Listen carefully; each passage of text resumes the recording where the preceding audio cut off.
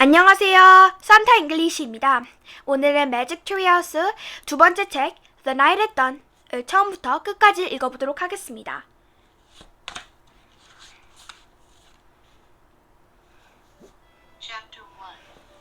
The Dark Woods. Jack couldn't sleep. He put his glasses on. He looked at the clock. It was 5:30. Too early to get up. Yesterday, so many strange things had happened. Now he was trying to figure them out. He turned on the light. He picked his notebook. He looked at the list he'd made before going to bed. Found the treehouse in the woods. Found lots of books in it. Pointed to Pteranodon picture in book. Made a wish. Went to time of dinosaurs. Pointed to a picture of Rock Creek Woods. Made a wish. Came home to Frog Creek. Jack pushed his glasses into place. Who was going to believe any of this?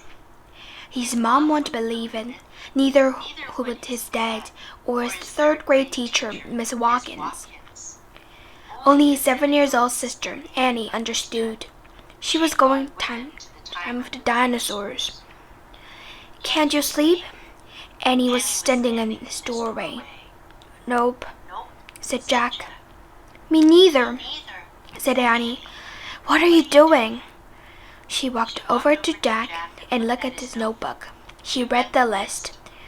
Aren't you going to write about the gold medal? She asked. You mean the gold medallion, said Jack. He pushed his pencil and wrote. Found it this in the dinosaur time. Aren't you going to put letter M on the medal? Said Annie. Medallion, said Jack. Not medal. He had an M. Aren't you going to write about the magic person? Said Annie. We don't know for sure if there's a magic person, said Jack. Well, someone built a treehouse in the woods, and someone put the books in it. Someone lost a gold medal in dinosaur time, said Annie. Medallion, said Jack for the third time. And I'm just writing the facts, stuff we know for sure. Let's go back to the treehouse right now, said Annie, and find out the magic person is a fact. Are you nuts, said Jack. The sun's even up yet. Come on, said Annie. Maybe we can catch them sleeping. I don't think we should go there, said Jack. He was worried. What if the magic person was me? What if she or she didn't want the kids to know about the treehouse? Well, I'm going, said Annie. Jack looked out the window. Dark gray sky. It was almost done. He sighed. Okay, go get dressed. I'll meet you at the back door. Be quiet. Yay, whispered Annie. She tiptoed away as quickly as a mouse. Jack put on jeans, a warm sweatshirt, and sneakers. He tossed his notebook and pencil in his backpack. He crept downstairs. Annie was waiting for the back door. She shined the flashlight in Jack's face. Ta-da! A magic wand, she said. Shh! Don't wake Mom and Dad, whispered Jack. And turn the flashlight off. We don't know anyone to see us. Annie nodded and turned the flashlight off. Then he clipped it onto her belt. Jack and Annie slipped out the door into the cool early morning air. Crickets were chirping. The dog next door barked. Quiet, Henry, whispered Annie. Henry stopped barking. Animals always seemed to do what Annie said. Let's run, said Jack. Jack and Annie dashed across the dark, wet lawn and didn't stop until they reached the Frog Creek Woods. We need the flashlight now, said Jack. Annie took it off her belt and switched it on. Step by step, she and Jack went to the trees. Jack held his breath. The dark woods were a little scary. Gotcha, said Annie, shining the flashlight in Jack's face. Jack jumped back. Then he frowned. Cut it out, he said. I scared you, said Annie. Jack glared at her. Stop pretending, he whispered. This is serious. Okay. Annie shined her flashlight into the top of the trees. Now what are you doing? Said Jack. Looking for the treehouse. The light stopped moving. The mysterious treehouse sat high in the branches of the tallest tree in the woods. Annie shined her light down the ladder. I'm going up, she said. Still holding the flashlight, she began to climb. Wait! Jack called. What if someone was in the treehouse? Annie, come back! But Annie was gone. The light had disappeared. Jack was alone in the dark. Chapter 2. Leaving Again. Annie, Jack shouted. No one's here, she shouted back. Jack thought about going home. Then he thought all the books in the treehouse. He started up the ladder. When he was almost at the top, he was light in the distant sky. Dawn was starting to break. Jack crawled through the hole in the tree floor and took off his backpack. Annie shined her flashlight on the books scattered about the floor. They're still here, she said. Annie shined the light on the dinosaur book. It was the book that had taken them time of the dinosaurs. Remember the Tyrannosaurus Rex? Asked Annie.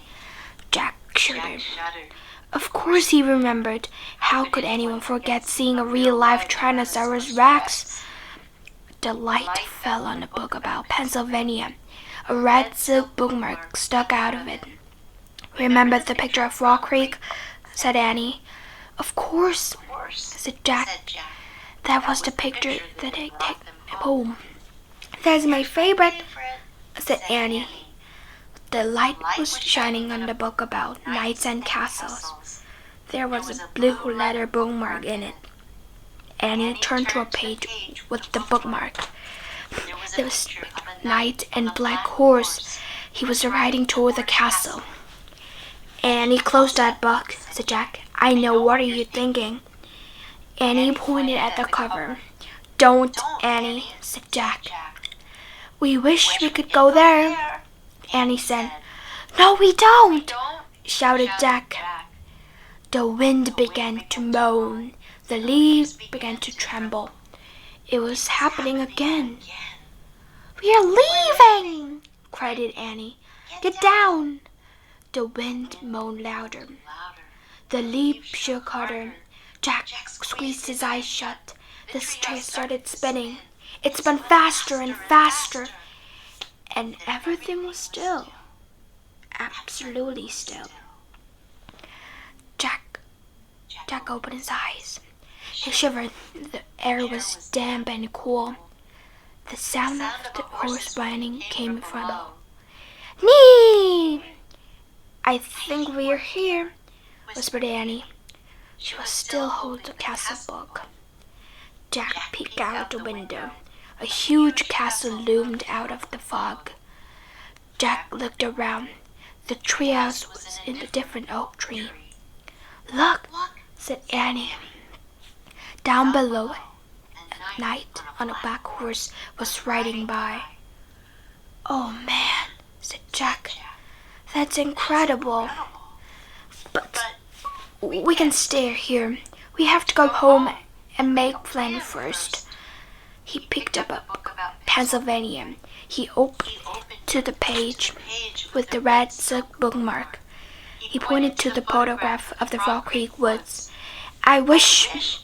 No, said Annie. She yanked the book away from her. Stay, I want to visit the castle. You are nuts. We have to examine the situation, said Jack. From home. Let's examine it here, said Annie. Come on, Annie. Jack exclaimed. Give it. Annie gave Jack a book. Okay, You can go home. I'm staying, she said. She clipped the flashlight to her belt. Wait, said Jack. I'm going to take a peek, a teeny peek, she said, and she scooted down the ladder. Jack groaned. Okay, Annie won. He couldn't leave without her. Besides, he sort of wanted to take a peek himself. Jack put down the book about Pennsylvania. He dropped his castle book into his pack. He stepped onto the ladder and headed into the cool, misty air. Chapter 3. Across the bridge, Annie was under the tree, looking across the foggy ground. The knight was riding toward the bridge, I think, said Annie. The bridge goes to the castle. Wait, I'll look it up, said Jack. Give me the flashlight. He took the flashlight from Annie and pulled the castle book out of his pack. He opened it to the page with the ladder bookmark. He read the words under the picture of knights. This is a night arrived in castle feast. Knights wore armor and they hung away distances. Armor was very heavy. A torn helmet weighed 40 pounds. Wow! Jack had weighed 40 pounds when he arrived. It was be riding horse with a 5-year-old on your head, he thought. Jack pulled his notebook. He was taking notes as he done his trip. He wrote, heavy head. What else? He turned the page of the castle book. He found the picture. He showed the whole castle and the buildings around it. The knight's crossing the bridge, said Annie. He's gone to the gate. He's gone. Jack studied the picture. He read, a drawbridge crossed the moat. The moat was filled with water too. The castle from enemies. Some people crocodiles were kept in moat. Jack wrote in the notebook, crocodiles in moat. Look, said Annie, peering through the wind. A windmill, right over there. Yeah, there's the windmill in here too, said Jack, pointing at the picture. Look at the real one, Jack. Not the one, but cow. A pure shriek spilled the air. Yikes, said Annie. It sounded like it came from the house up there. She pointed to the fog. There's a little house here, said Jack, studying the picture. He turned the page and read, the hawk house was in the Ironwood castle. Hawks were trained on hunting birds and small animals. Jack wrote in the notebook, hawks in the hawk house.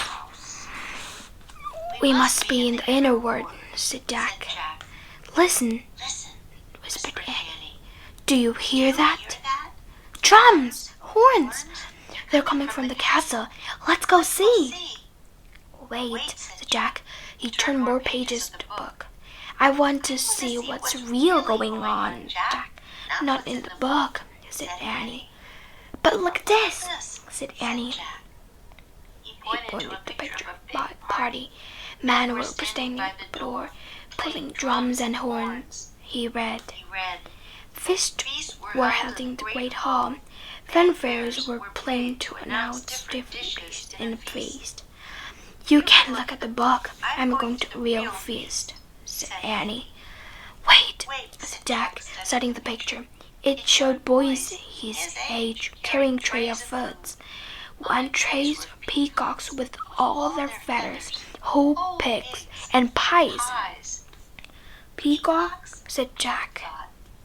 He wrote, they eat peacocks? Jack held up a book to Annie. Look, I think they eat. Where what? Jack looked through the fog. He heard the real drums and real horns. He saw the real hawk house, the real windmill, the real moat. He saw Annie dashing across the real drawbridge. Then he vanished through the gate, leading to the castle. Chapter 4. Into the castle. Oh, brother, muttered Jack. He threw his stuff into his pack and moved toward the drawbridge. He hoped no one could see him. It was getting darker. Jack got to the bridge. He started across. The wooden planks creaked under the feet. He peeked over the edge of the bridge. Are there crocodiles in the moat? He wondered. Couldn't tell. Halt! Someone shouted. A guard on the top of the castle wall was looking down. Jack dashed across the bridge. He ran through the castle gate and into the courtyard. He heard the sound of music, shouting, and laughter. Jack hurried to the dark corner and crouched down. He shivered as he looked for Annie. Torches lit the high wall around the courtyard. The courtyard was nearly empty. Two boys led horses that clop over the great cobblestones. One of them was named Black Horse. Psst, Jack! Jack peered into the darkness. There was Annie. She was hiding behind a wall in the center of the courtyard. She waved at him. Jack waved back. He waited until the boys and horse disappeared inside the stable. Then he dashed to the well. I'm going to find music, whispered Annie. Are you hungry? Okay, Jack said with a sigh. They tiptoed together across the cobblestones. Then they stepped through the entrance of the castle. Laughter and music came from the broad room in front of them. They stood at the door and peeked. Feast, great hall, whispered Jack. He held the bread as he stared in awe. A giant fireplace blazed at one end of the noisy room. Antlers and rocks hung on the walls. Was covered. People in bright robes and funny hats strolled among the crowd. Some played oddly shaped guitars. Some juggled balls in the air. Some balanced toward their heads. Boys in short dresses carried 2 trays of foods. Dogs were fighting over bones under the table. Men and women dressed in capes and furs and long crowded wooden tables. I wonder which one is the knight, said Jack. I don't know, whispered Annie. But look, there's eating with fingers.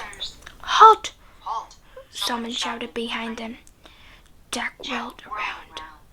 A man carrying trays of ice was standing a few feet away. Who art thou? He asked angrily. Jack! Squeaked Jack. Annie! Squeaked Annie. Then they ran as fast as they could down the dimly lit hallway. Chapter 5. Trapped. Come on, cried Annie. Hurry! Jack raced behind her. Here, quick! Annie dashed toward the door of the hallway. She pushed the door open. Jack and Annie stumbled into the dark, cold room. The door creaked shut. Give me the flashlight, said Annie. Jack handed it to her, and she switched it on. Yikes, said Annie. A row of knights was in front of him. Silence. They aren't moving, Jack whispered. Annie switched the light back on. They're just suits, Jack said.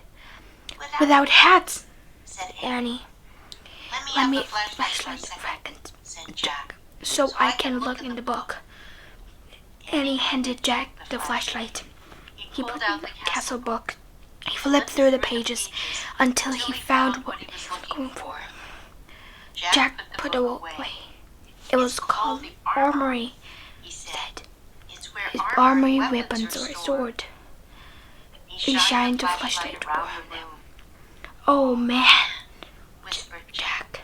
The light fell on shiny breastplates, leg plates, and arm plates, shells filled with helmets and weapons, shields, spears, swords, crossbows, clubs, and bat rattles on the wall.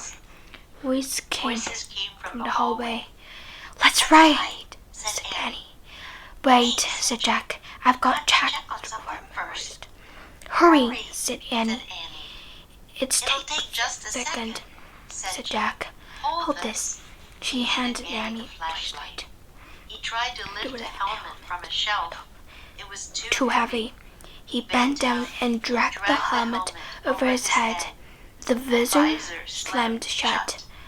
"Oh man," thought Jack. "This is worse than having 5 years old on your head. It's like having a 10 years old on my head. Not Only could Jack not lift the head. He couldn't see anything either. Jack, Annie shouted over me. "They're getting closer. Turn off the flashlight." Jack's voice echoed inside the metal temple. He struggled to get the helmet off. Suddenly he lost his balance and went crashed into other pieces of armor. Metal plates and weapons clattered to the floor. Jack laid on the floor in the dark. He tried to get up, but he was too heavy. He heard a deep voice. Someone grabbed him by the arm. The next thing he knew, his helmet yanked off.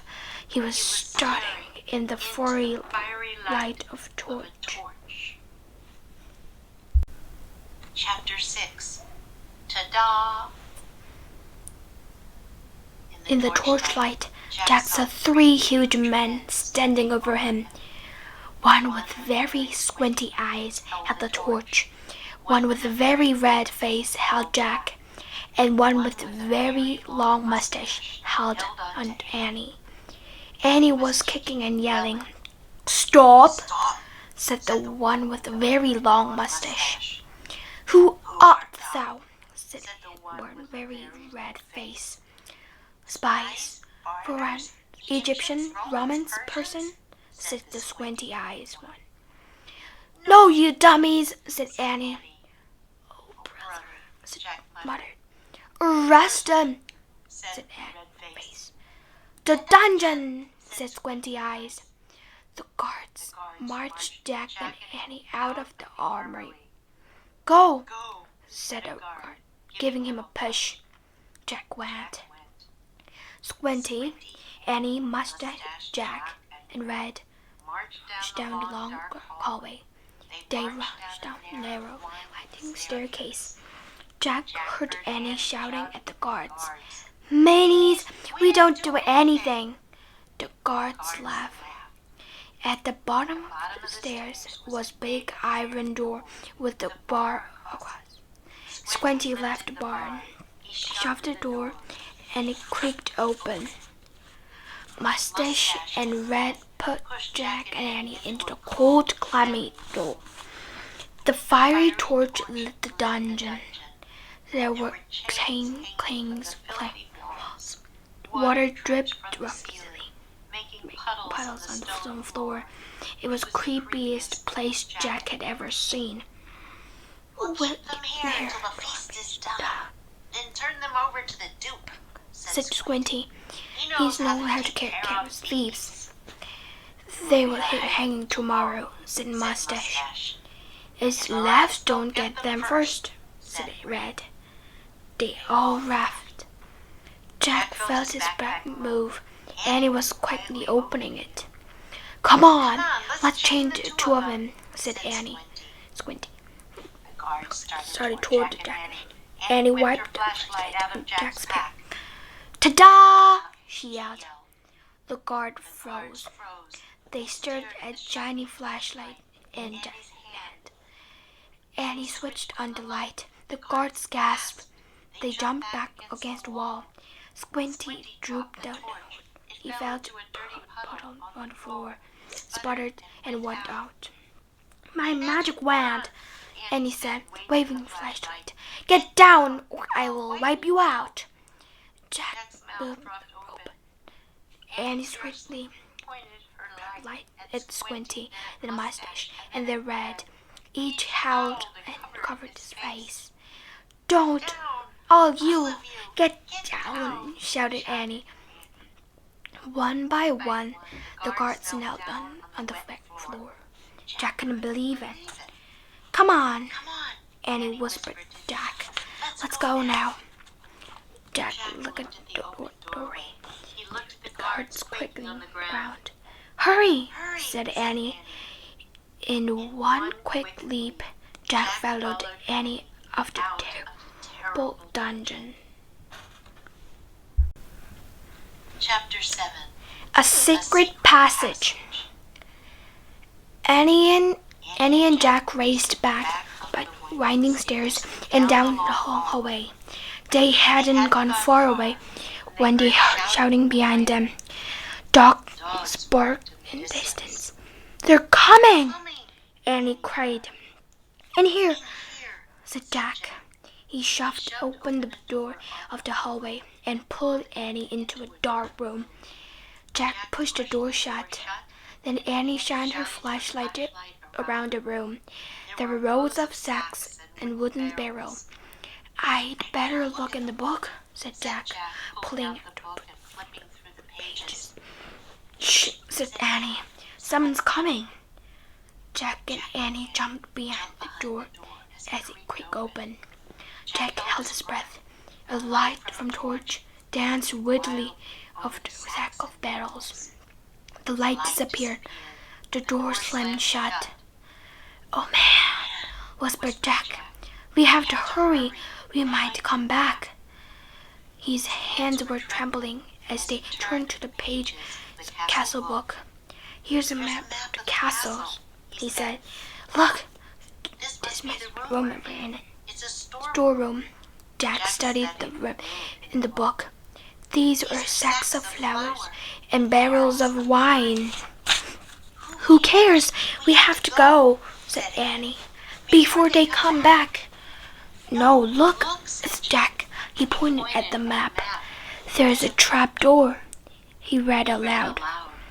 "In the castle, a trap storeroom through the secret passage, precipice of the moat." "What's the precipice?" said Annie. "I don't know. We'll find out," said Jack. "But first we have to go to the trapdoor." Jack looked at the picture carefully. Then he shined the flashlight around the room. The floor in the room made of stones. The trapdoor in picture was 5 stones from the door in the hallway. Jack shined the light on the door. They counted the door out loud. 1, 2, 3, 4, 5. He stepped the 5th stone. It was loose. He worked the flashlight on the floor. He worked the fingers around the trapdoors and tripped leaped. "Help!" said Dad. "It's heavy." Annie helped Jack lift the stone square out of its place. Under it was no wooden door. Jack and Annie tugged on the rope handle of the door. The door fell open with a thump. Jack picked up the flashlight and shined it down the hole. "There's a little ladder," he said. "Let's go." He clipped the flashlight onto the belt and fell from a ladder. Annie followed. When they reached the bottom of the ladder, Jack shined the light around them. But no. Jack crouched down and began moving through the damp, creepy tunnel. The flashlight dimly flickered over the walls. He shook the light. "Where's the batteries to that?" "I think our light's dying," he said to Annie. "Hurry!" she called from behind him. Jack went faster. His back hurt out of crouching. The light got dimmer and dimmer. Jack was desperate to get out of the castle before the batteries died completely. Soon he reached another small wooden door. It was the door end of the tunnel. Jack unlatched the door and pushed it open. He poked his head outside. He couldn't see anything in the misty darkness. The air felt cool and fresh. He took a deep breath. "Where are we?" whispered Annie behind him. "What do you see?" "Nothing. But I think we've come to the right side of the castle," said Annie. "Try out." Jack put the flashlight in his pack. He put the pack on the back. He stuck his head out of the door. He couldn't get out. "I'm going to have it off the feet first," he said. Jack turned around the small tunnel. He laid on the stomach. He stuck a leg out the door, then another. Jack inched down bit by bit until he was hanging out the door, clinging to the ledge. "This must be the precipice," he called to Annie. "I can't touch the ground. Pull me up." Annie reached Jack's hand. "I can't hold you," she said. Jack felt his fingers slip. Then down he fell through the darkness. Splash! Chapter 8. The night. Water filled Jack's nose and covered his head. His glass flew off. He grabbed just in time. He coughed and flailed his arms. "Jack!" Annie was calling from above. "I'm in the moat," said Jack, gasping from the air. He tried to try the water and put his glasses on. With his backpack, his shoes, and his vehicles, he could barely stay afloat. Splash! "Hi, I'm here," Annie sputtered. Jack could hear Annie nearby, but he couldn't see her. "Which way is land?" Annie said. "I don't "No, just swim." Jack dog-pedaled through the cold black water. He heard Annie swimming too. At first it seemed it was swimming in front of him, but then he heard splash behind him. "Annie!" he called. "What?" Her voice came from in front, not behind. Another splash behind. Jack's heart stopped. Crocodiles? He couldn't see anything through his water glasses. "Annie!" he whispered. "What?" "Swim faster!" "But I'm here. I'm over here, near the edge," she whispered. Jack swam through the dark toward the voice. It ended. The crocodile slithered after him. Jack headed towards the white left things. "Ah!" he cried. "It's me! Take my hand," said Annie. Jack grabbed her hand. She put him to the edge of the moat. They crawled over and around the wet grass. "Oh man," Jack said. He was shivering all over. His teeth were chattering. He shook the water glasses. Put them back on. It was so misty. He couldn't see the castle. He couldn't even see the moat, much less the crocodile. We made it," said Annie. Her teeth were chattering too. "I know," said Jack. "But where are we?" He repeated the fog darkness. "Where the drawbridge, the windmill, the hog house, the grove of trees, the treehouse." Everything had been swallowed by thick, shrubby blackness. Jack reached in the backpack and pulled out the flashlight. He pushed the switch. Then what happened? The batteries were dead. They were trapped, but not in the dungeon. They were trapped in still cold darkness. "Nee!" The hoarse whinny echoed through the night. The clouds parted. A full moon was shining in the sky. A pool of light spread through the mist. Jack and Annie saw a shadowy figure just a few feet away. It was the knight. The knight sat on the black horse. His armor shone in the light. A visor hid his face. He seemed staring straight at Jack and Annie. Chapter 9. Chapter 9. Under the moon. Jack froze. It's him, Annie whispered. The knight held out the gloved hand. Come on, Jack, Annie said. Where are you going? Said Jack. He wanted to help us, said Annie. How do you know? Said Jack. I can just tell, said Annie. Annie stopped toward the road. The knight dismounted. The knight picked Annie up and put her on the black horse. Come on, Jack, Annie called. Jack moved slowly through the night. The night filled him too. He put him on the horse behind Annie. The knight then got behind him. They slapped the iron.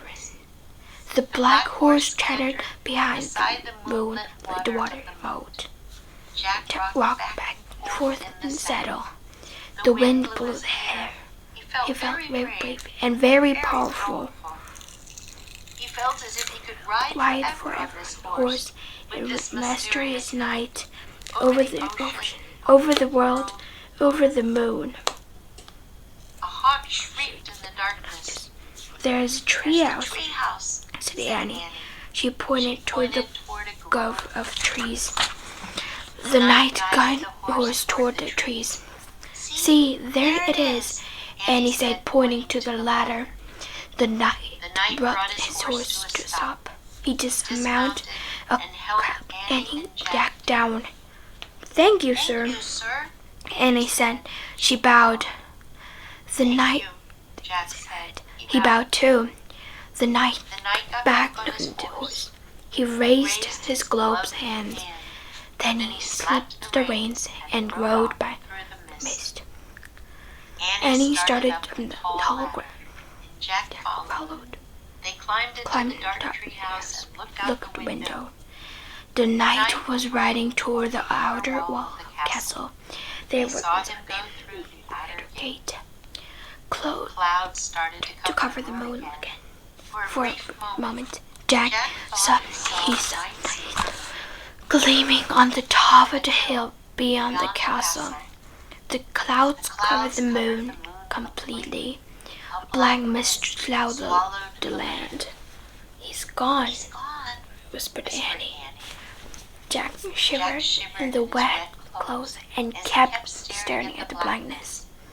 I'm cold, said Annie. Where's the Pennsylvania book? Jack heard Annie fumbling in the darkness. He kept looking out the window. I think this is it, said Annie. I feel a silk bookmark. Jack was only half listening. He was hoping to see knight's armor gleaming again in the distance. Okay, I'm going to use this, said Annie, because I think the right one. Here goes. Okay, I'm pointing. I'm going to make a wish. I wish we could go to Frog Creek. Jack heard the wind begin to blow softly. I hope I point the right picture in the right book, said Annie. What? Jack looked back at her. Right picture? Right book? The treehouse began to rock. The fog got louder and louder. I hope it wasn't a dinosaur book, said Annie. Stop! Jack shouted at the treehouse. Too late. The treehouse started to spin. It spun faster and faster. Then everything was still. Absolutely still. Chapter 10. One mystery solved. The was warm. It was dawn. Far away, a dog barked. I think that's Henry barking, Annie said. Jack and Annie both looked out the treehouse window. We're home, said Annie. Yay! That was close, said Jack. In the distance, street lights glowed near the house. There was light on the upstairs window. Said Annie. I think Mom and Dad are. Hurry. Wait. In the daze, Jack opened his pack. He pulled out the castle book. It was quite wet, but placed back all the other books. Come on, said Annie. She started climbing out the treehouse. Jack followed her rope ladder. He could down and took They left the roads and went the quiet street. They got to the yard and kept going along. They opened the door carefully and slipped inside the house. They aren't downstairs yet, whispered Danny. Shh, said Jack. He led the way up the stairs, down the hall. There was no sign of Mom and Dad, but Jack started running to the bathroom. Their house was different from the dark, cold castle. It was safe and cozy and friendly. Annie stopped at the bedroom door. She gave her a smile, then disappeared inside the hot room. Jack hurried into the room. He took damp clothes, pulled dry, soft pajamas. She sat down on his bed and opened his backpack. He took his red book. He felt around the pencil, but then touched something else. He pulled out the letter bookmark out of his pack. It was fallen out of the castle book. Jack held the bookmark close to his lamp and studied it. The letter was smooth and worn. It seemed ancient. For the first time, Jack noticed a letter on the bookmark. It was fancy, and Jack opened the drawer in his head. He took out the gold medallion. He looked at the letter on it. It was the same M. Now this was an amazing new fact. Jack took a deep breath. At least there was the mystery solved. The person who dropped the gold medallion in the time of the dinosaurs was the same person who owned all of the books on the treehouse. Who was this person? Jack placed the bookmark next to the medallion. He closed the drawer. Jack picked up the pencils. He turned the leaves to his notebook and started writing the new fact. The same. But before he could draw M, his eyes closed.